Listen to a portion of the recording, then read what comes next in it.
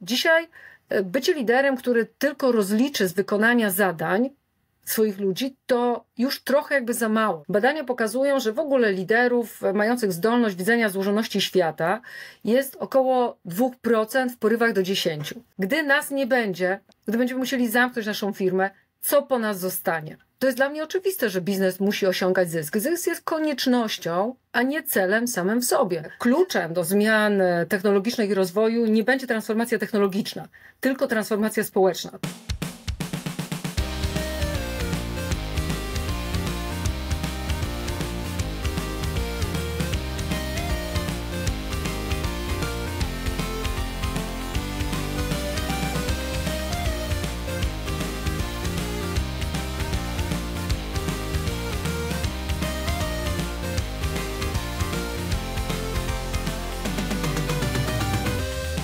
Cześć, witamy w Nerd Management. Tutaj Krzysztof Rakowski i Paweł Rekowski. Słuchajcie, po dosyć długim czasie wracamy do czegoś, co bardzo, bardzo lubimy, czyli do wywiadów, czyli do spotkań z różnymi osobami, które mają ciekawe spostrzeżenia, dużą wiedzę, duże doświadczenie.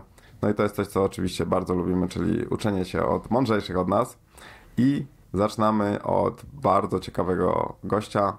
Paweł, powiedz nam, z kim się spotkałeś? Moim dzisiejszym gościem jest Zofia Dzik, czyli kobieta torpeda, nie wiem jak to inaczej nazwać, ponieważ ilość doświadczenia, ilość rzeczy, które w życiu przepracowała, które robi, ilość liderów, z którymi się spotkała i ma też bardzo dużo do powiedzenia w tym zakresie, ponieważ jest członkiem wielu rad nadzorczych w wielu spółkach. Jest fundatorką Instytutu Humanities, o którym też rozmawiamy. Jest to instytut, który robi wiele ciekawych akcji, z których również korzystamy w EMAK, takich jak 2 godziny dla rodziny, o tym też chwilę rozmawiamy, więc jest to osoba, która naprawdę ma ogromne doświadczenie, a przede wszystkim ma dużą wiedzę na temat liderów, a ponieważ tutaj mamy podcast dla świeżo upieczonych i przyszłych liderów w IT, to jedziemy z grubej rury, czyli będziemy rozmawiać o grzechach, czyli grzechach głównych, co robimy źle i jakie rzeczy są krytyczne do uwzględnienia w obecnych czasach, żeby być dobrym liderem, skutecznym liderem. Także będzie tutaj dużo mięcha. Dużo Zofia ma również do powiedzenia ciekawych rzeczy, także zdecydowanie zapraszam do przesłuchania tej rozmowy. Zapowiada się naprawdę interesująco. Posłuchajmy. Witaj Zofio, bardzo się cieszę, że przyjąłeś zaproszenie do Nerd Management. Dzień dobry, dziękuję Pawle za zaproszenie. Ściągnąłem Cię tutaj i bardzo się cieszę, bo trafiłem na Twój raport dotyczący zrównoważonego przywództwa, gdzie wypisałaś 7 grzechów głównych i o tych grzechach sobie porozmawiamy dzisiaj, ale zanim to chciałem Cię zapytać w ogóle o to, czym jest Humanities, instytut, który utworzyłaś i czym się zajmujecie, bo ja słyszałem o think tankach, ale Wy jesteście think i do tankiem. No właśnie, wiesz, słuchaj, ja też jakby działam, poza tym, że pracuję w Instytucie Humanities, czy założyłam go 15 lat temu, to przede wszystkim pochodzę z obszaru jakby tutaj biznesowego i w przyszłym roku tutaj będę świętować jakby równe 30 lat już swojej pracy zawodowej, zaczynając właśnie w przestrzeni doradztwa jakby strategicznego, potem kilkunastu lat pracy na rynkach fintechowych, czyli przez wiele lat blisko bardzo połączenia biznesu i nowych technologii. No i właśnie kilkanaście lat temu, przechodząc też do funkcji non-executive i pracując teraz też dla szeregu różnych jakby spółek na rynku europejskim z bardzo różnych branż, 15 lat temu założyłam Instytut Humanities z kilku różnych względów. Po pierwsze, właśnie mając to doświadczenie technologiczne i widząc to tempo zmian, miałam poczucie, że kluczem do zmian technologicznych i rozwoju nie będzie transformacja technologiczna, tylko transformacja społeczna. To jak ludzie, jak społeczeństwo poradzą sobie z tym tempem zmian, które już wszyscy widzimy, bo gdy jeszcze kilkanaście lat temu mówiłam o tej krzywej wykładniczej, że na początku to jest wszystko takie, nie wiem, ciche, spokojne i nie widzimy, nie wiem, efektu, a potem widzimy bardzo mocną kumulację i przyspieszenie, to chyba do czasów pandemii, bo pandemia trochę przypomniała nam przebieg krzywej wykładniczej, prawda? To myślę, że niewiele osób w pełni rozumiało, o czym w ogóle mówimy, o jakim przyspieszeniu, o jakiej kumulacji zmian, o jakim przełożeniu nowych technologii na każdy wymiar naszego życia zawodowego, społecznego, prywatnego zupełnie, bo ta technologia, można powiedzieć, przenika na nasz grunt prywatny, przenika do naszych rodzin, przenika na poziom naszych relacji, do tego, kim my jesteśmy jako człowiek, jak funkcjonujemy na co dzień. Więc to jest pierwszy powód stworzenia Instytutu. Drugi, i może nawet, nie wiem, jeszcze wcześniejszy, taki na poziomie meta, to jest to, że ja rozpoczynałam pracę początkiem lat 90., czyli jestem tą częścią tego pokolenia, które było, można powiedzieć, w centrum transformacji gospodarczej Polski po 1989 roku, ale miałam taki niedosyt i poczucie, że transformacja gospodarcza została zaopiekowana i to jest, myślę, że możemy być dumni. Za mało o tym mówimy w Polsce, że Polska wykonała nieprawdopodobny skok na przestrzeni 30 lat. Nasza gospodarka urosła kilkanaście razy, podczas gdy gospodarki Unii Europejskiej średnio urosły kilka razy. I oczywiście każdy powie, że to jest efekt niskiej bazy. Niemniej jednak to, że w ubiegłym roku Polska dołączyła do grona 20 największych gospodarek na świecie, myślę, że mimo wszystko jest to dla nas duży powód do dumy. I jednocześnie, mówiąc to, ciągle miałam niedosyt, że niezaopiekowana jest transformacja społeczna w naszym kraju. Czyli to, dokąd chcemy zmierzać jako społeczeństwo, na czym chcemy budować, jak tworzyć pewnego rodzaju, redefiniować wartości, bo po 1989 roku wszystko zanegowaliśmy. Nie zaczęliśmy budować nowej narracji. To, że tego brakowało, dzisiaj wszyscy widzimy, bo Polska stała się też częścią tego globalnego ruchu, ogromnych pęknięć, polaryzacji, wspomaganych zresztą bardzo mocno inteligentnymi algorytmami, bo nic tak nie działa na ludzi, jak jednak jakiś rodzaj podsycania właśnie tego podziału my i oni. Więc to jest taki kolejny powód, dla którego ten instytut powołałam. I trzeci, myślę, że takie osobiste, że czuję się beneficjentem też i beneficjentką tej transformacji i zwyczajnie miałam takie poczucie, urodziłam się w małej miejscowości w południowo-wschodniej Polsce. Na swojej drodze miałam szczęście spotkać wielu znakomitych ludzi, pedagogów i myślę, że ta perspektywa różnych światów, to, że miałam okazję pracować na różnych, nie wiem, rynkach, ale jednocześnie nie stracić tej perspektywy właśnie tej małej miejscowości, pozwalała mi zauważyć, że coś w Polsce z punktu widzenia tej transformacji społecznej rzeczywiście jest zaniedbane. I tym tematem postanowiłam się zająć, ale od strony systemowej. Zawsze śledziłam wiele think tanków na świecie. Tak jak wspominałam, pracowałam w przestrzeni konsultingu strategicznego przez dekadę.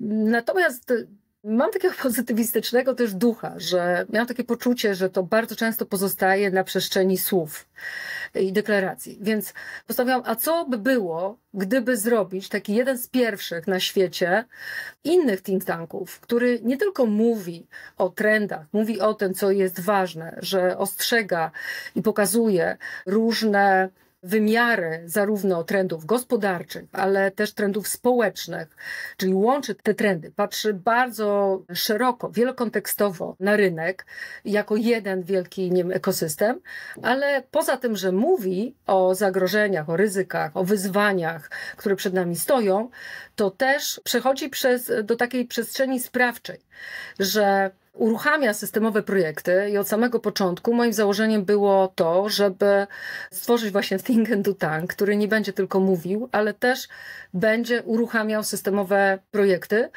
właśnie w obszarze, który wyznaczyłam jako taki główny cel Humanitas. A najkrócej, można by powiedzieć, zapraszam na naszą stronę i ta działalność Humanitas jest bardzo szeroka, ale mogłabym ją podsumować jednym prostym zdaniem, że na koniec dnia tą misją i tym celem Humanitas jest to, żeby człowiek w tej złożonej rzeczywistości nie przestawał uczyć się, myśleć i kochać. Więc to bym najprościej podsumowała, jaka jest misja i cel Humanitas. Działamy w bardzo szerokim ekosystemie społecznym, w którym się człowiek rodzi, jak na przykład rodzina, w którym człowiek się uczy, czyli mamy bardzo szerokie projekty w obszarze edukacji, gdzie chociażby 15 lat temu założyliśmy pierwszą, w Polsce wywołaliśmy temat przywództwa w edukacji, kształcimy dyrektorów szkół, rozwijamy kluczowe kompetencje poprzez rozwój przywództwa w edukacji, czyli zajmuję się tą przestrzenią nie wiem, rodziny, edukacji, środowiska pracy, gdzie my się spotykamy, czyli to, jak środowisko pracy wspiera człowieka też w tym, żeby człowiek rozwijał się w wielu wymiarach, nie tylko w tym wymiarze zawodowym, ale żeby rósł też jako człowiek, uwzględniając to, że właśnie człowiek ma wiele ról i zawodowych, i społecznych. Bo przypuszczam, Paweł, jak dzisiaj jesteś w roli, nie wiem, zawodowej, przypuszczam, że masz też parę społecznych, prawda? No, Jako zdecydowanie. syn, jako przyjaciel, jako, nie wiem, obywatel, jako członek wiem, społeczności. No właśnie. Mężem, mam jeszcze dwójkę dzieciaków, tego jest dużo. No właśnie, więc jesteś jeszcze ojcem cudownym, tak. Więc tych ról jest jakby kilka i nie wychodzisz jakby z tych ról.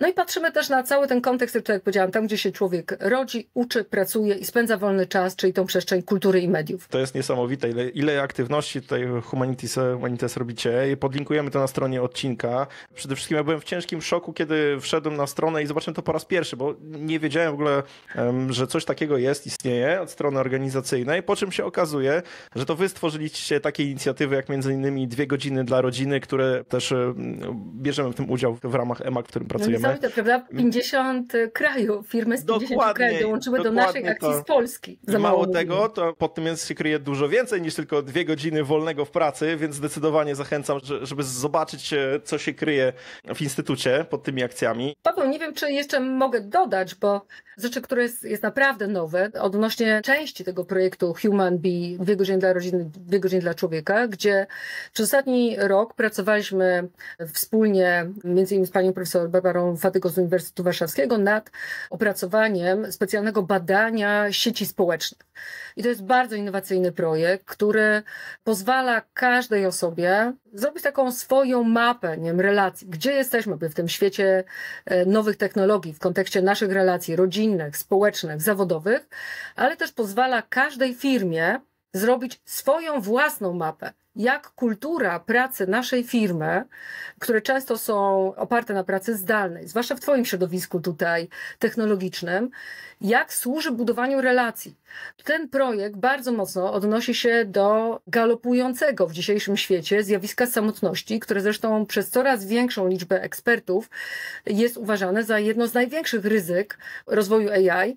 A chcę dodać, że na nasz instytut, wspomniałeś akcję Human Bee 2 godziny dla rodziny, dla człowieka, która ma już kilkanaście edycji i ona właśnie powstała na skutek tego, że my już od kilkunastu lat, jako pierwsi w Polsce, zaczęliśmy zwracać uwagę na to, że to zjawisko rośnie na świecie i że ono również przyjdzie do Polski i przyjdzie z dużym natężeniem. No i za chwilę porozmawiamy o tych grzechach, bo to było dokładnie tak, że słyszeliśmy, że co ty, Zofia, w Polsce, wiesz, my jesteśmy tacy rodzinni, w Polsce to nie, w Polsce się to nie wydarzy. Może część osób starszych doświadcza jakiejś samotności, ale to na wyrost, to Japonia, to nie my, prawda? Myślę, że dzisiaj statystyki pokazują zupełnie coś innego i pokazują, że w Polsce wśród młodych ludzi do 24-6 roku życia co druga osoba doświadcza samotności. Nawet kiedyś nagraliśmy taki odcinek o samotności lidera, ponieważ no też wchodząc w tą ścieżkę liderską, menadżerską, czy idąc dalej, tak jak ty na tą ścieżkę C-levelu, na rolę executive, no to tam jest pusto i samotnie jeszcze bardziej. Jeszcze bardziej, więc jest pytanie, ten potrzeba wspólnotowości, o której mówimy jako Humanitas, jest szalenie, wiesz, ważna. W Humanitas ja cały czas robię takie tradycyjne spotkania opłatkowe. I byłam zaskoczona, że tak dużo osób, wszyscy jesteśmy w takim biegu, czujemy to przyspieszenie i ja byłam naprawdę wzruszona, że wczoraj w sumie przyszło nawet na chwilę, ale około, nie wiem, 20 osób, podczas gdy cały nasz zespół taki tutaj w Warszawie, to jest, nie wiem, osób kilka, ale ja zawsze zapraszam wszystkie osoby, które z nami pracowały nawet od początku. I to było też niesamowite, że przyszły osoby, które ze mną gdzieś pracowały nawet kilkanaście lat temu. I też podkreślając, że to było dla nich, nie wiem, ważne, że dzisiaj jest coraz mniej takich przestrzeni, gdzie można poczuć jeszcze ten element takiej wspólnoty.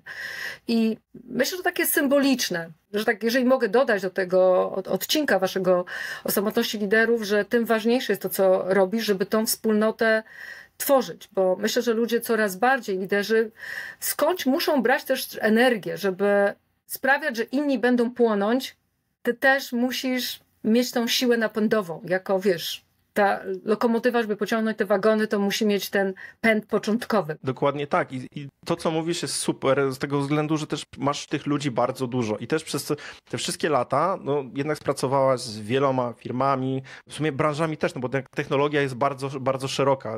Ta technologia jest wszędzie, wdarła się wszędzie. 20 lat też zasiadam w szeregu rad nadzorczych spółek z bardzo różnych sektorów chociażby, czy pracuję ze światem nauki, prawda, słynnym, chociażby do niedawna byłam w tej słynnej Radzie IDEAS NCBR, prawda, o której tutaj było chwilowo głośno. I dlatego mam takie pytanie do ciebie. Powiedz mi, na ile też właśnie te grzechy, o których zaraz będziemy rozmawiać, one są specyficzne dla branży? Bo wiesz, ja jestem dość mocno wsiąknięty w bańkę IT. Od dobrych 17 lat jestem w IT i tutaj zęby, można powiedzieć, już też trochę zjadłem na tym.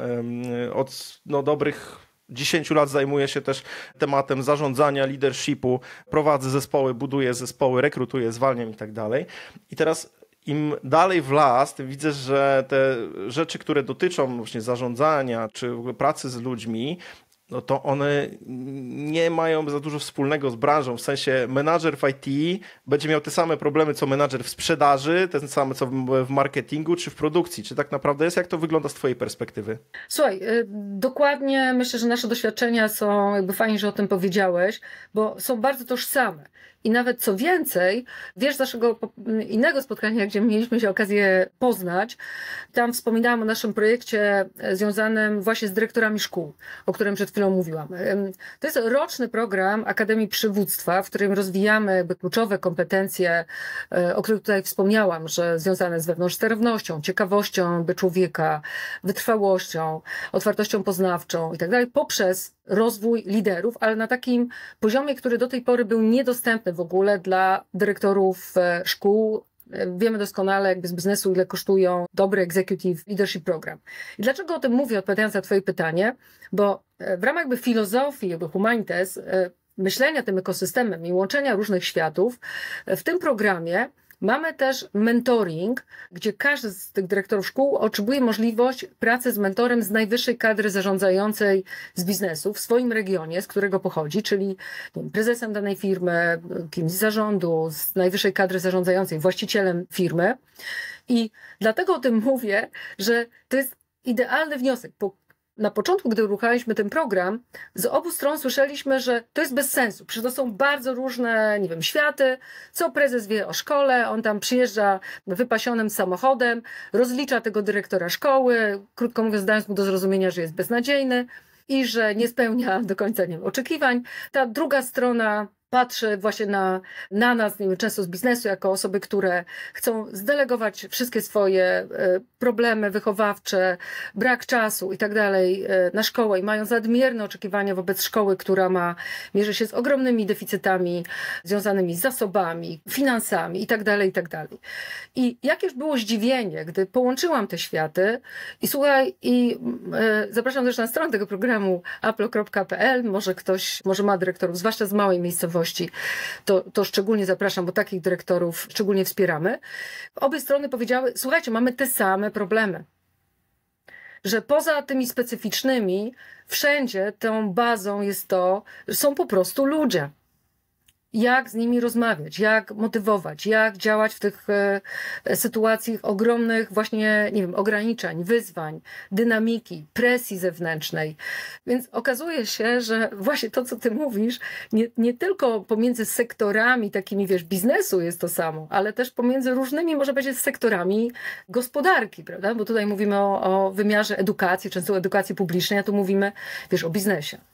Więc jak najbardziej te tematy są tożsame. I to jest też bardzo pocieszające, ponieważ kiedy my się męczymy i myślimy, że u sąsiada trawa jest bardziej zielona, ten menadżer w takiej branży będzie miał łatwiej, okazuje się, że nie, że ma tak samo. I mało tego, no to też kiedy kogoś znajdzie, tak jak mówiłaś o tych dyrektorach, ktoś by chciał otworzyć szkołę. W ogóle to jest moje marzenie, powiem ci, że by tak za kilkanaście lat, ponieważ też mamy jakiś plan do tego, otworzyć właśnie sieć szkół ALC, czyli Agile Learning Center. Jest to coś takiego właśnie więc kto wie, może któregoś dnia przyjdę też na szkolenie dla dyrektorów szkół i faktycznie to zrealizuję, także to jest mega fajnie powiązane. Powiedz mi w takim razie, skoro wszyscy jako liderzy, jako menadżerowie, no to mamy te same problemy, no to jakie mamy te największe grzechy z twojej perspektywy? Co jest takiego kluczowego, co robimy źle? Wiesz co, to jest też tak uderzenie się jakby, wiesz, w pieśń, bo tę listę swoich grzechów, 7 grzechów, do których dodałam jakiś czas temu 8 również, otwieram wbrew pozorom nie chciwością, ale otwieram krótkowzrocznością. I w języku angielskim to też jakby ciekawie brzmi, że to jest w ogóle majopia, krótkowzroczność i w ogóle jesteś ze świata technologii. No myślę, że to jest takie nawet symboliczne przeniesienie. Zobacz, że dzisiaj nowe technologie wywołują nawet na poziomie fizycznym pandemię krótkowzroczności, ale takiej fizycznej krótkowzroczności, że w wielu miejscach na świecie wręcz na poziomie rządowym uruchamiane są programy przeciwdziałaniu pogłębiającej się krótkowzroczności. Nasz organizm wyłącza funkcje, których jakby nie potrzebujemy. Patrzymy cały czas na krótko, nie patrzymy na długo. I uważam, że to jest też jeden z podstawowych grzechów dzisiaj w biznesie. I ktoś powie, Zofia, ale nie da się patrzeć długoterminowo, dlatego że to otoczenie jest tak złożone, tak zmienne, że absolutnie trzeba tylko patrzeć na ten krótki horyzont. I powiem i tak, i nie. Oczywiście, że dla mnie krótki horyzont to jest taktyka.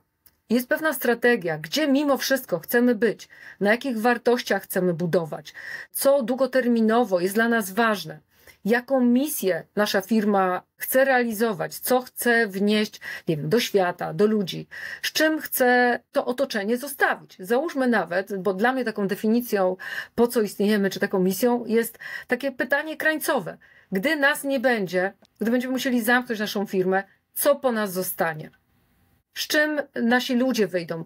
Czy tylko jakby z kompetencjami zawodowymi? Jak sprawiliśmy, że nasi ludzie urośli też jako ludzie? Kogo oddaliśmy społeczeństwu? Czy oddaliśmy społeczeństwu ludzi, którzy są pełnej energii, zaangażowania? Czy oddaliśmy społeczeństwu ludzi wypalonych, wyeksploatowanych, sfrustrowanych? To są bardzo poważne pytania na poziomie, na którym mamy wpływ jako firma, jak stawiamy sobie cele i że dla mnie w ogóle przywództwo zaczyna się od tego, kim jestem jako człowiek, niezależnie od roli, którą pełnię zawodowo i prywatnie, co jest dla mnie ważne. Wierzę, że tym przywództwem przyszłości jest właśnie nie tylko wynik, ale właśnie sposób jego osiągnięcia. Czyli nie tylko to, że chcemy rosnąć, osiągać zysk, bo to dla mnie jest oczywiste. Pracując w biznesie na różnych rynkach, z różnymi właścicielami, z różnymi akcjonariuszami, w większości międzynarodowymi, to jest dla mnie oczywiste, że biznes musi osiągać zysk. Zysk jest koniecznością, a nie celem samym w sobie. Biznes koniecznością jest po to, żebyśmy nie wiem, rośli, inwestowali, rozwijali się, zatrudniali nowych ludzi, żeby ci ludzie z nami rośli. Ale to nie może być celem samym w sobie. To nie jest coś, co nas długoterminowo motywuje, prawda? Czy dodaje nam jakiejś siły sprawczej. Na pewnym poziomie widzimy, że wszystkie czynniki czy motywatory finansowe na jakimś poziomie przestają po prostu pełnić istotnie swoją rolę. Jest pytanie, co dajemy ludziom jakby więcej i co właśnie pozostawiamy po sobie. Więc to jest ta różnica, że i parę przykładów jakby dotyczących, wiesz, krótkowzroczności naszego patrzenia, które bardzo mocno są te przykłady, myślałam by dzisiaj, jakoś związane też częściowo ze światem IT, ale w ogóle jakby rynku pracy. I wspomnieliśmy dzisiaj w rozmowie na przykład o galopującym zjawisku samotności. Podczas gdy pamiętam, że kilka lat temu ogromny zachwyt, deklaracje całego rynku, my już do biur nie wracamy. Wszystko się da zrobić zdalnie. W ogóle nie potrzebujemy jakby biur, możemy je downsize'ować. Dzisiaj mamy sytuację, gdzie w wielu miejscach na świecie wręcz nakazuje się ludziom powrót do biur. Pamiętam właśnie, że gdy te deklaracje się pojawiły, już robiłam taką prezentację właśnie i wtedy umieściłam jeszcze mocniej tę krótkowzroczność na pierwszym miejscu, pokazując, że czy patrzymy na długoterminowe skutki, jak alienacja społeczna, nie tylko to, że mamy rozwój gig economy i pracy wyłącznie jakby zdalnej, będzie wpływało na kreatywność, na faktyczną wydajność, efektywność ludzi, ale jak będzie wpływało w ogóle na zdrowie fizyczne i psychiczne na przykład ludzi. Jak będzie służyć temu, że będziemy pogłębiać zjawisko samotności. Więc ja nie jestem zaskoczona, że zjawisko samotności tak mocno urosło, bo już kilka lat temu wskazywaliśmy, że taka polityka firm jest bardzo krótkoterminowa, że za kilka lat będziemy wszyscy ponosić koszty społeczne, koszty pracy, koszty właśnie innowacji, koszty tego, że ludzie nie współpracują ze sobą, bo się nie znają, że właśnie czują się wyłączeni jeszcze bardziej samotni, zostawieni samymi sobie, zatrudniani mailowo, zwalniani mailowo, sprowadzeni do roli jeszcze bardziej zasobu, pomimo funkcjonującej narracji, że człowiek jest najważniejszy. Przecież dzisiaj dobrostan jest odmieniany i well-being na wszystkie możliwe sposoby. A mam wrażenie, że ciągle jest sprowadzane dużo bardziej do benefitów niż do faktycznej kultury pracy. Tego, czy ty funkcjonujesz jako podmiot, jako Paweł, dla kogo jesteś ważny, kto ostatnio zaciekawił się tobą tak prawdziwie jak człowiekiem, jakie masz właśnie, nie wiem, zainteresowania, jakie masz pasje, swoją rodzinę, kiedy się nauczyłeś jeździć na rowerze, czy twój pierwszy koncert. To są rzeczy, którymi my jakby w Humanities pokazujemy, jak wiesz, chociażby w tej akcji 2 godziny dla rodziny, dla człowieka. O właśnie tutaj, czekaj, odsunę się na chwilę. I między innymi właśnie uczymy na nowo ludzi rozmawiać. Co roku też mamy chociażby taką kartę, system kart i dobrych pytań, jak na nowo się jakby zaciekawiać i nie nudzić przy wigilijnym stole, tylko bezpiecznie wyjąć właśnie taką chociażby kartę. Mamo, czy tam, nie wiem, tato, nie wiem, bo niech każdy opowie, jak się nauczyliście pływać, albo coś. Takie proste pytanie, które się wyciągnie i w zasadzie rozwala trochę system, bo nagle się okazuje, że patrzymy na siebie z zupełnie innej strony i też widzimy, jak coraz częściej jakby firmy, które są w naszej akcji, zaczynają wykorzystywać chociażby te karty w ramach nawet swoich spotkań codziennych. To jest jakby pierwszy przykład, wiesz, takiej, nie wiem, krótkowzroczności. Drugi, który mi przyszedł na dzisiejsze spotkanie i też taki, mam nadzieję, że kij w mrowisko z punktu widzenia krótkowzroczności, to na przykład modele firm, które wspieramy. Zobacz, jak ewoluuje podejście chociażby, czy nie wiem, do big techów, czy do mediów jakby społecznościowych, które jeszcze kilka lat temu były sponsorami największych wydarzeń, konferencji na rynku w Polsce. Dziś pojawia się coraz więcej badań, ale też pozwów sądowych związanych ze stanem zdrowia fizycznym czy psychicznym ludzi, bezsennością, anoreksją, chociażby przesłuchanie przed Senatem wszystkich, nie wiem, big techów od Mety poprzez Google'a czy poprzez TikToka przed Senatem amerykańskim kilka miesięcy temu, czy bezprecedensowy wyrok antymonopolowy w stosunku do właśnie Google'a, czy z początku tego roku pozew 32 wydawców europejskich za praktyki monopolistyczne Google'a, więc widzimy, że ta narracja się zmienia, ale jednocześnie, gdy patrzymy na dany model biznesowy, ulegamy pewnego rodzaju takiej złudnej narracji, które często te firmy budują. Popatrzmy na case Ubera. Jak on się zmienił w takiej pierwszej narracji shared economy, zmienił się w kierunku modelu, który ma totalnie niejasną jakby strukturę, nie wiem, rozliczeń, podejścia do ludzi, sposobu wynagradzania tych ludzi, trybu płacenia podatków. I ten taki wywrotowy przykład, który jeszcze dzisiaj chciałam podać, to przykład chociażby Netflixa. Zobacz, wielu z nas pewnie ogląda Netflixa, docenia produkcję, dostępność, ale w kontekście tych rzeczy, o których mówimy, ważnych i zagrożeń dla nas, związanych z samotnością, bo dodam jeszcze, że na temat samotności, wy mówicie o samotności lidera, ale tych raportów i badań pojawia się coraz więcej. Począwszy od tego, że World Economic Forum wydał odrębny raport, wskazując, że samotność jest źródłem pierwotnym wielu innych zjawisk. Również zdrowia, w zakresie zdrowia fizycznego, bo gdy jesteśmy, nie wiem, samotni, mamy tendencję do tego, że możemy, nie wiem, więcej jeść, mniej się ruszać. To wywołuje inne choroby, jak nie wiem, cukrzycę.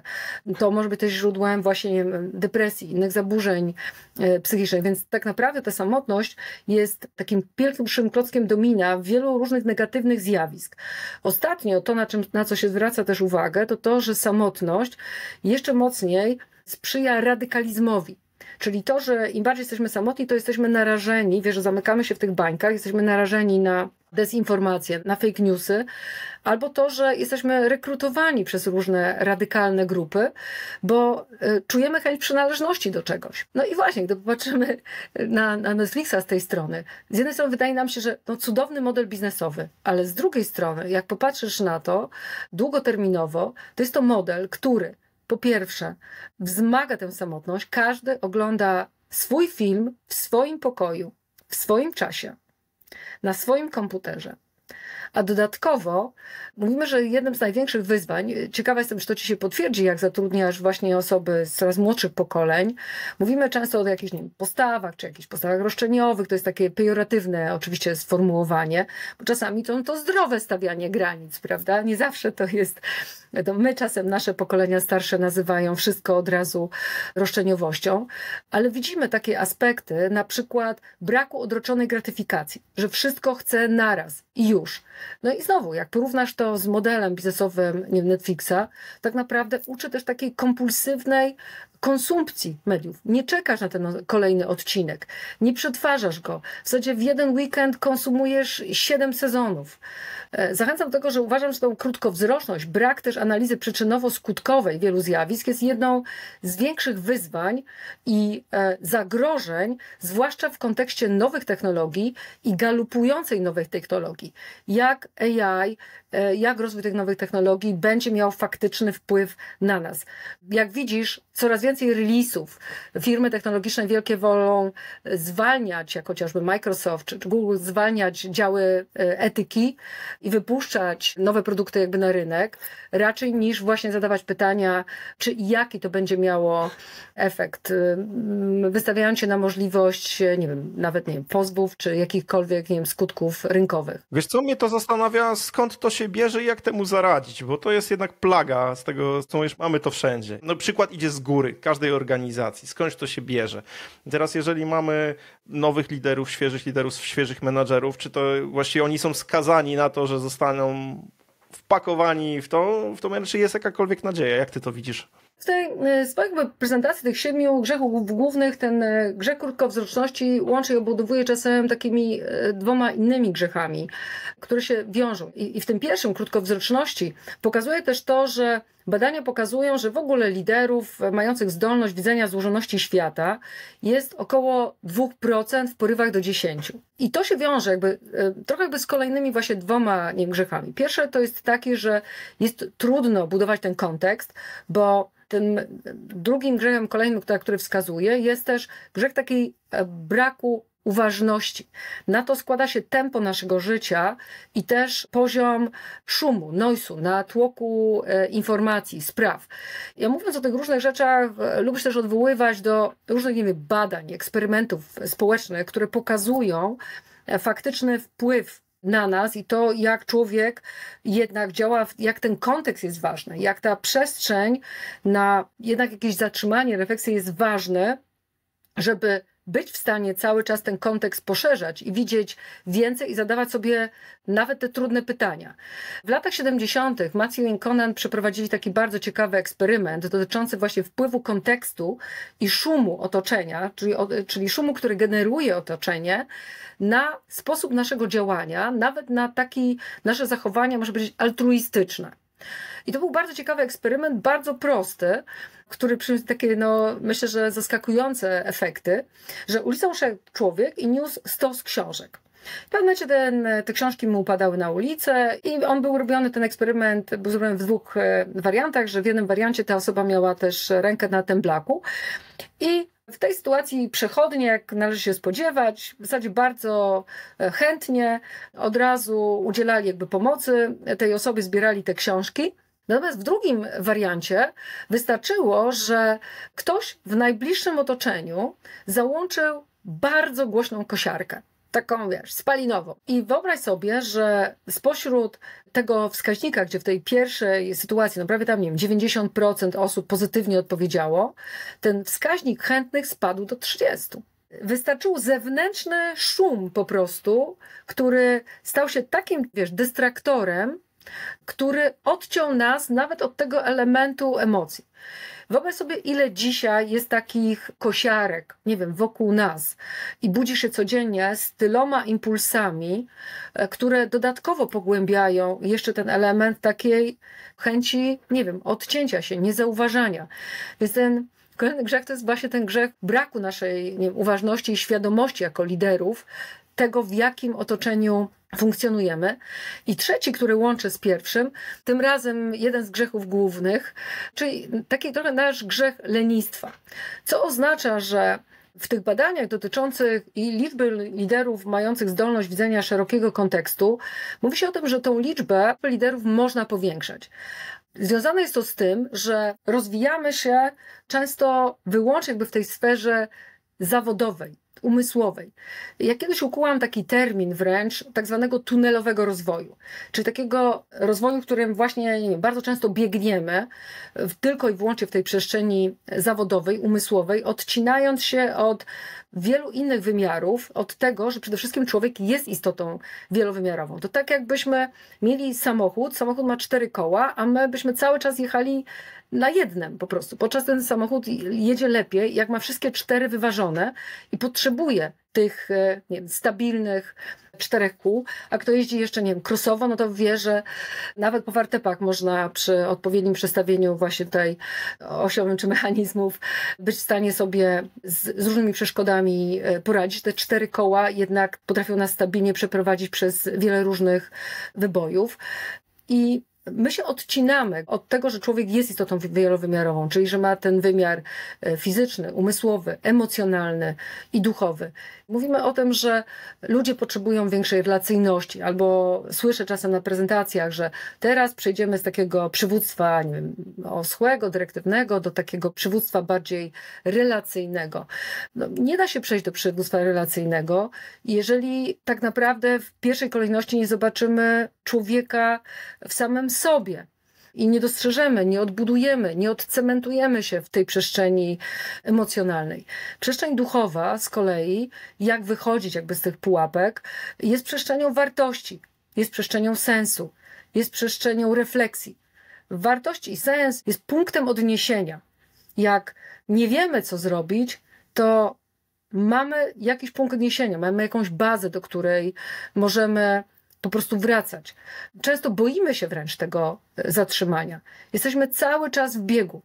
A przecież, nie wiem, nawet na skrzyżowaniu czy coś, jak dojeżdżamy, czy gdzieś to najpierw się zatrzymujemy, rozglądamy, potem skręcamy w prawo albo w lewo. Dzisiaj po prostu mam wrażenie, że cały czas jeszcze dodajemy tylko i wyłącznie gazu. Polecam znakomitą książkę Kahnemana.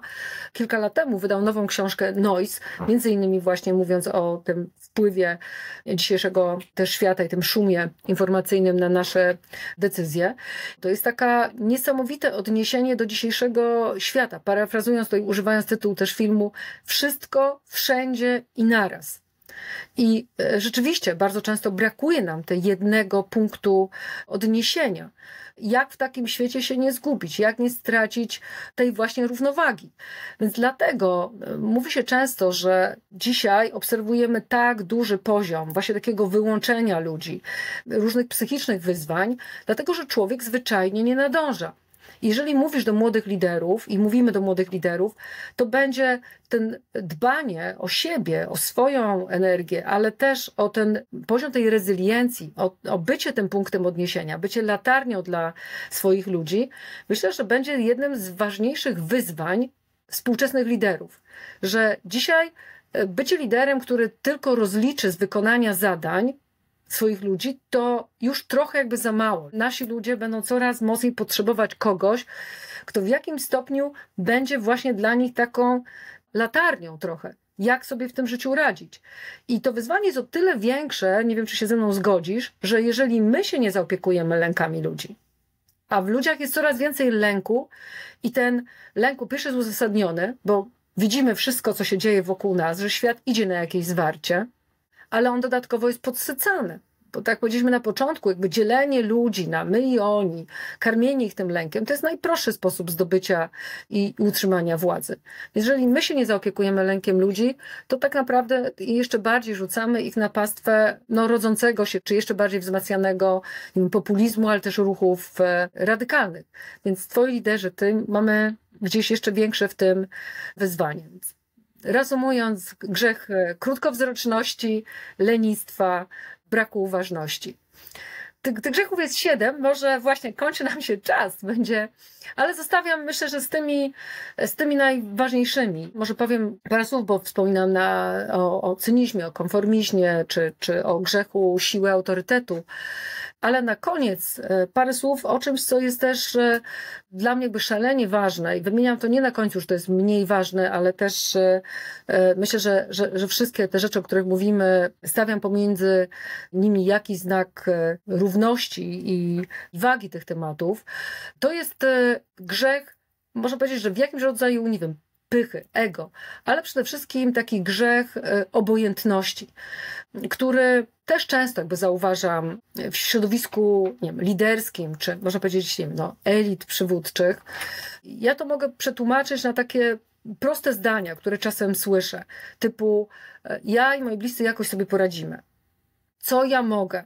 Nie mogę się zająć, prawda, nie wiem, wszystkim. I to jest poniekąd jakby prawda, że mamy ograniczony często, nie wiem, wpływ.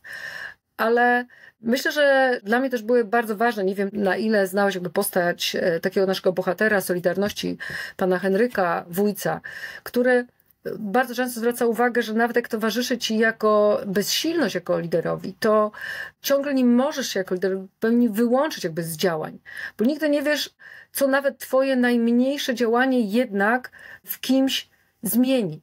Że jest wiele przypadków na świecie ruchów, które mogą być swego rodzaju takim, wiesz, skrzydłem motyla, czyli nawet te twoje małe działania gdzieś mogą generować zmiany, że ciągle nawet jak jesteś ziarnkiem piasku, to jest ważne, co robisz dla drugiego ziarnka, a ta obojętność, zwłaszcza jak jesteśmy jeszcze zamknięci w tych swoich bańkach, gdzieś nas, myślę, coraz mocniej dotyka.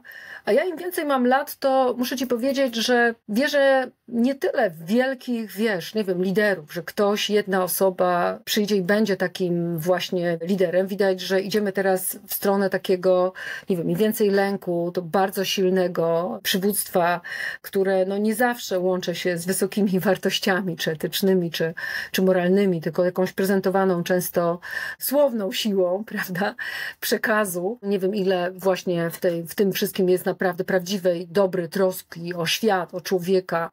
Tym bardziej wierzę w siłę i często mówię, że potrzebujemy takich właśnie cichych bohaterów, programistów, inżynierów, menadżerów, którzy na pewnym etapie powiedzą, nie, to nie jest jakby spójne z czymś, to nie służy ludzkości, to nie buduje świata, w którym chciałbym, żeby żyły moje dzieci. Więc może z takim filozoficznym przekazem, żebyśmy byli odważni, nie leniwi, żebyśmy byli otwarci na ludzi i żebyśmy nie byli obojętni. Ja myślę, że to nic, co ludzkie, nie jest nam obce i nie może być nam obce i musimy się bardziej skupić na tym, żeby to jednak pracować z ludźmi, dla ludzi, a nie dla systemów czy dla zysku. Bardzo ci dziękuję za to dogłębne pokazanie tych problemów, bo tego było bardzo dużo tych obszarów, na które nie patrzymy.